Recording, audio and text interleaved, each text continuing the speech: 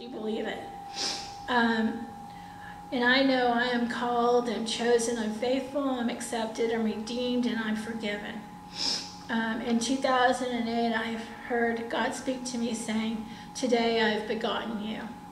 And I was just walking with my little, Pomeranian type dog down the street on the sidewalk, and all of a sudden I heard that coming, from up above in heaven. And I mean, it was so awesome. And then, I just, a couple days later after, feeling all that wonderfulness and thinking God is love, and I turned and I walked the other way, and all of a sudden I heard Jesus tell me, from up in heaven, you are an apostle. And I thought, wow, that's just so awesome, to hear that. And, I think God just uses, English or, someone kind of to frame his voice so you won't be too afraid when you hear it. So they were just familiar to me enough, but I knew that they were God's and Jesus' voices. I have seen an awesome hand of God pointing a finger down from the ceiling to the floor as he came to me in my persecutions. While I was in dialysis, I saw God's hand just do this. And it was the ceiling up here and the floor down here. And I was like in the dialysis chair, and I was looking at him, and I just kept looking and looking and looking and looking and just trying to fathom. He was so beautiful. And it was just a glorious spirit, and I could see through the spirit, but I could see him too, and he was still just awesome and grand. And it says in the Bible, those with pure heart will see God, and I have a pure heart, and I'm blessed. I heard Jesus say to me after I just turned and I saw this other lady next to me, and she was just shaking her head like, yeah, like that. I have no idea what she was thinking. But I leaned back in my chair, and when I did, I heard, through another familiar voice that I had heard before, you would judge the 12 tribes of Israel, but I knew that was Jesus. And I'm like, whoa, that is a relief in a way, and I'm thankful, and it just kind of clears things up for me till then, And I've heard God say, I love you. I was driving in my car, and I felt his love so awesome and grand. It was like someone spreading their arms out as far as they could, and with those arms and the distance that he has, he just loved me with all that. And I could be just lost in his love, just lost. And I think Jesus kind of brought that to my mind, because a person could be, because when I was driving my car, also said he loved me. And his love was like a tight little, not little like mine because I'm small, but like a tight jewel. And he was just loving me while he said it. I was just so, loved. And it was great. And later, I felt the Holy Spirit just like love me also. And his love was grand too. It was like this, and it was like, oh, and I love you. And it was in a familiar voice like French. So my dad's from Canada, but my father's haven't yet.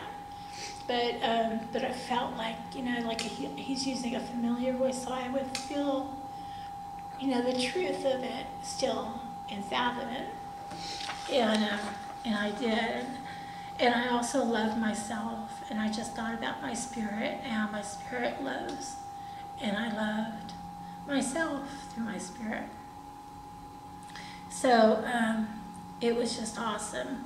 And I stayed awake one morning in 2013, and I saw a bright morning star as it were becoming. And I heard Jesus say in this small voice, and I know this was Jesus' voice. He said, I am. And it was so awesome. It was small. It was compelling. And he is the mighty I am. He just, through the joints in the marrow, I mean, his voice is just right there. And I know I'm growing in faith to believe in the church, and as I move further on the work of the gospel. And I hope, though, through that I'll be able to do a lot of these things that the Lord would have me to do in the Spirit and the Holy Spirit. And I asked to know more of God one day when I was driving, not quite in the apartments that I live in, but on the outside of the apartments on the street. And I heard a loud and resounding voice say, I am. And I can only imagine that's probably the same voice that, Moses must have heard. I mean, it was huge. It was like taking this whole area and just like enveloping in a voice that said, I am. It was huge. It was huge. It was wonderful. And it was just like right there on the trees area. It was just great. And I knew it was God's voice, the great I am. And one day, the Holy Spirit came upon me as I lifted my hand in exhilaration to life. I was just like writing something down, and I wrote, I am. And I was thinking of life, and I just lifted my hand up, and I didn't say a word. And I knew by looking down at the words I just wrote, I am, with a capital I, and a small a and a small m.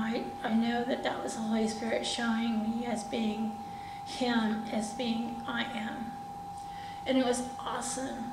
And then I went through to the bathroom on a day, and I looked and I saw my spirit. And it's like this through the mirror. I just, it's like now we see through a glass darkly, but then face to face. Now I know in part, but then I shall be known even as I am known. And as I looked, I was just awe-inspired. I saw the spirit, a small spirit, that's what I am. And I saw a larger, kind of person well within me. It was like greater than I am is in me, than it is in the world. It was just awesome. And I know I'm the smallest I am, like the small I with the little dot on top, the small a and small m. And I know Jesus is is the mighty I am, the great I, capital I, capital A, small m. And God is the great I am with the great I, great A, great M. It's just the way I think about it now. And I had seen a vision of Christ through the Holy Spirit too, prior to when he was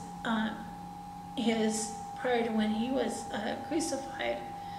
And I know also through like listening to Jewish people talking, when I was listening and trying to understand more about the Jewish religion and Jewish people and Jewish songs and everything when I was working at Lexmark, I felt too, so affiliated with Jesus that I could almost feel the stripes and the blood, that he had left through all the things that they were talking about in the Jewish language on my back, just draining the blood. And one time when I was at the Jewish Reform Temple, there are people who are Christians, there are people who are Muslims, now they're, trying to reform themselves into Christianity, but bring, themselves into the Jewish too, to be grafted in and all that, and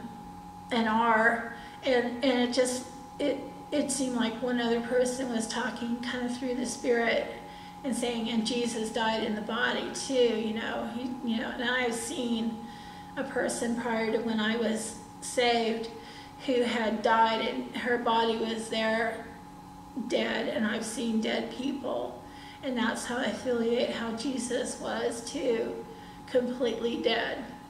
There was a friend's mom that I turned around and saw. I had to go to the funeral and all that. It's just weird. I shouldn't have had to want to go to the funeral. I don't think I like funerals at all. But